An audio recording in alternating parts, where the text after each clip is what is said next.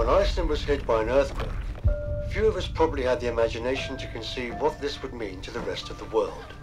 Det var ikke et hvilket som helst jordskælv. Det var et jordskælv, som skabte sprækken. Drømmer du om at finde en løsning? Jeg tror virkelig ikke, jeg vil have det sådan her. Men helt ærligt, jeg føler mig altså overhovedet ikke klar. Men hvordan kan du bare ændre mening sådan? Jeg har ikke ændret mening, det er jo... Jeg håber virkelig, at du finder det, du leder efter.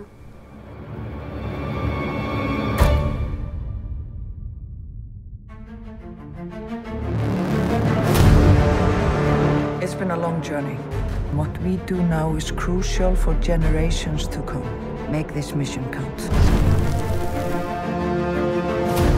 Jeg har også fået lidt med i jeres ekspedition. Hvordan tror du, det var blevet, hvis vi var blevet sammen?